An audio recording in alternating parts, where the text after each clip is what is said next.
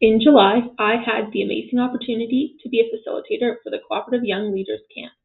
Not only was I able to teach and inspire teens, I met many great people that also work in the cooperative sector.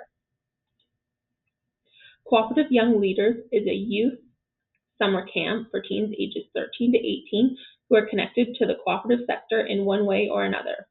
All teens are sponsored, so there is no cost to the participant. The camp is held at the Gayley Cooperative Education Center in Aylmer. The camp includes leadership training, cooperative education, networking, and personal development, all in a fun and engaging way. CYL was started in 1967 by Growmark as an annual youth camp for boys in agricultural communities in Ontario. Later, Gayley Foods Cooperative became involved. The new program evolved into the Cooperative Young Leaders program that offered leadership development training to boys and girls from both the agricultural and credit union sectors. Eventually, the Canadian Cooperative Association became involved. This led to the Ontario Cooperative Association taking over the camp. With their influence, the camp started welcoming young people from across Ontario's entire co-op sector, and the camp expanded to offer separate sessions for different age groups. Today, there are 3 different age groups offered: Explorers for ages 13 to 14, Trailblazers for ages 15 to 16, and Visionaries for ages 17 to 18. If a participant has already attended one program, they're able to move up to the next age group. I had the opportunity to facilitate the Visionaries Week with 14 kids in attendance. Of the 14 kids, 9 had attended other CYL weeks with each other in previous years, 3 had attended the Visionaries Week last year, and 1 was brand new to CYL. The teens were from agriculture co-ops, housing co-ops, credit unions, and some were sponsored by bursaries.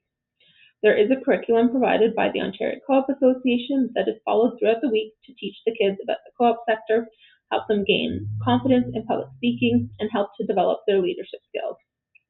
The days are also filled with free time and fun activities chosen by the different committees. There are 4 committees that the teens choose to be part of: Snack Shack, Social, Sports and Rules, and Morning Broadcast. The Snack Shack committee decides on which snacks are available for the teens to purchase, if there's a membership fee, and where the proceeds are donated to at the end of the week. The Social committee decides on what social events will be held throughout the week.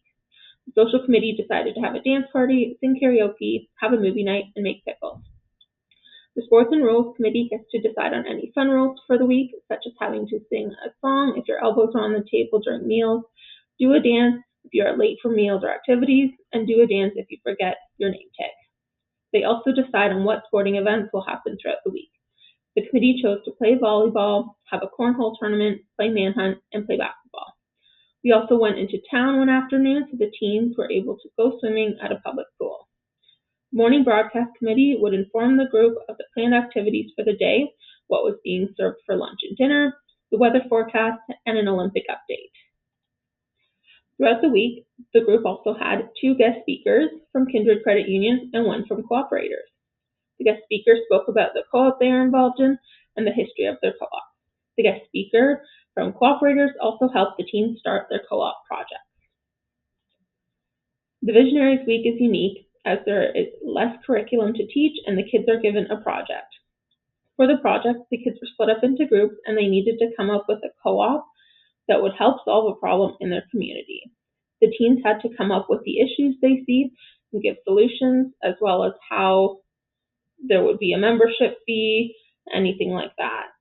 One group came up with an idea for a farming co-op that would help to develop less toxic pesticides for farmers to use on crops.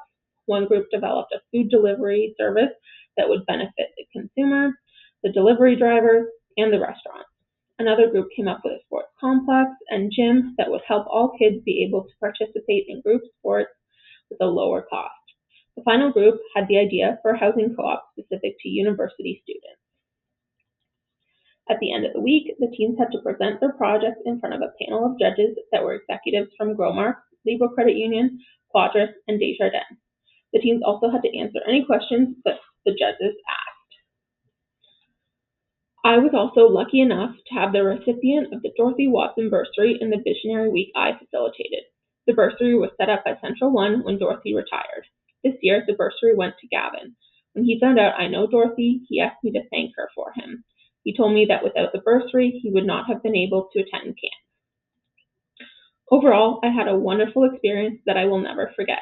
I got to work with people from other co-ops and people who attended the camp when they were teens. Not only did I get to experience teaching teens, I learned so much myself. I am very thankful that I had the opportunity to be a part of such an amazing program.